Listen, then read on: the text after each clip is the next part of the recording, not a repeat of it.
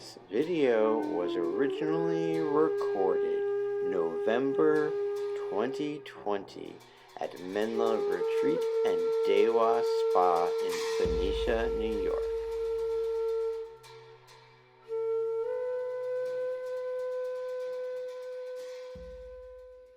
I'm Professor Emeritus, which means retired, Robert Thurman, and I'm Ari Genyen Tenzin Chodak also, and I've been asked to say a few words about His Holiness the Great 14th Dalai Lama's fourth aim in life. For years now, he has talked about three aims in life, which are as a human, and we just did a big Dalai Lama Global Vision 2021 summit, online summit with the Lion's Roar magazine that I hope a lot of people enjoyed and are still enjoying. I'm still enjoying. I didn't even see all of the pieces in it myself, and we there did on basis of the three aims, which were as a human, common human values of kindness, love, compassion, wisdom, intelligence, all this sort of thing. As a Buddhist monk, better mutual understanding between the world religions, so there's no interreligious conflict anymore. And third one is as a Tibetan, speaking up for his people, for Tibetan culture, for Tibetan in the land and the environment and the glaciers and the headwaters of all the rivers of Asia in Tibet, as a Tibetan, and seeking freedom for the Tibetan and their Chinese neighbors and the Mongolian and Indian and Nepali and Persian and everybody. So those are his three aims. And now we have the fourth aim. The fourth aim is as a son of India. His Holiness has been proclaiming a lot lately, and he's done it way back, but more emphasizing lately that he's had more than 2/3 of his life has been in India. His body is more formed by rice and dal than it is by momo and zampa. And therefore he's a son of India. And as a son of India, his fourth aim is to bring back the elements of Indian mind science that were exported through translation into Tibet, and not only into the scriptures of Tibetan Kanjur and Tenjur, but also into the Tibetan culture and the way it functions, into its educational institutions, into its social, cultural patterns and forms.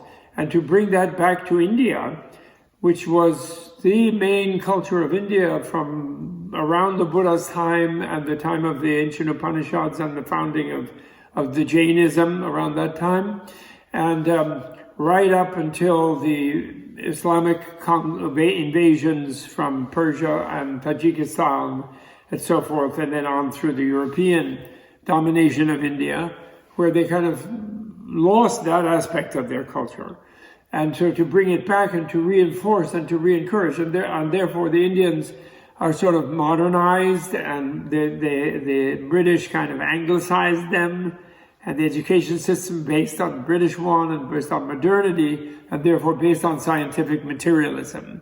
And yet the ancient Indian yogas of understanding how the mind and body work in a deeper way, he wants to reinforce it by bringing back those elements that were saved for them in Tibet, that were part of their classical Indian culture.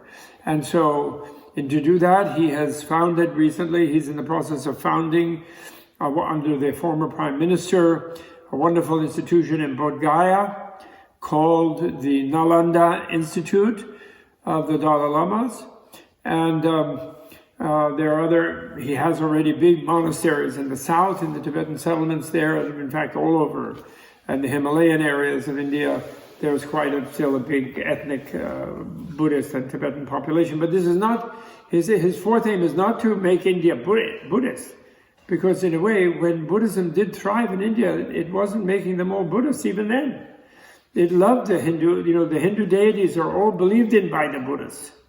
Buddha was talking to Shiva and Vishnu and Brahma and everybody. And he likes them. And Hanuman loves Tibet. He practically created Tibet. And he defends Tibet in the future. And they have the same prophecies about Kalki, also the 10th incarnation of Vishnu, although they see it as a little different. They interpret things a little differently, but they provide another angle on the same things, is the point. And they enrich, therefore, and actually the great Indian philosophies, the Shadashana, as they are called, they were all elaborated in interaction with the Buddhist four Siddhantas, as they call them, the four different levels of theory in Buddhist philosophy and science.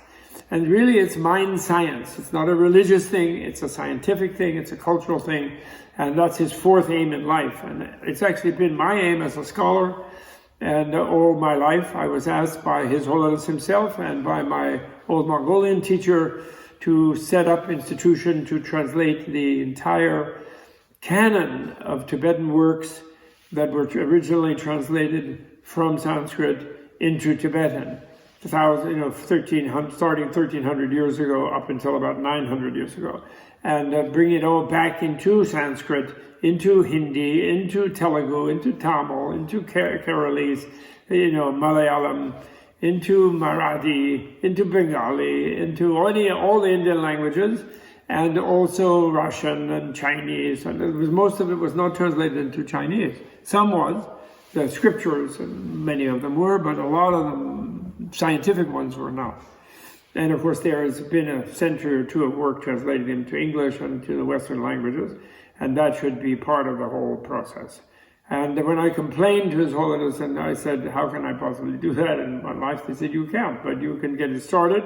It will take 3 or 4 generations, they said. So good, that's fine. That was in the 70s when I got that laid on me.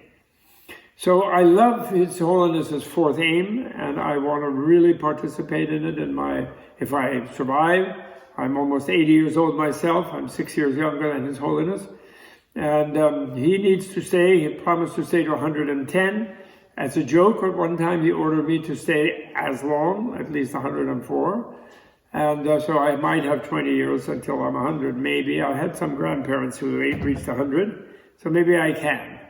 And I will be doing just this, aligned with these 4 aims of His Holiness, and especially emphasizing the 4th one, actually, even, but not ignoring the first 3 of his aims. They are my aims as well.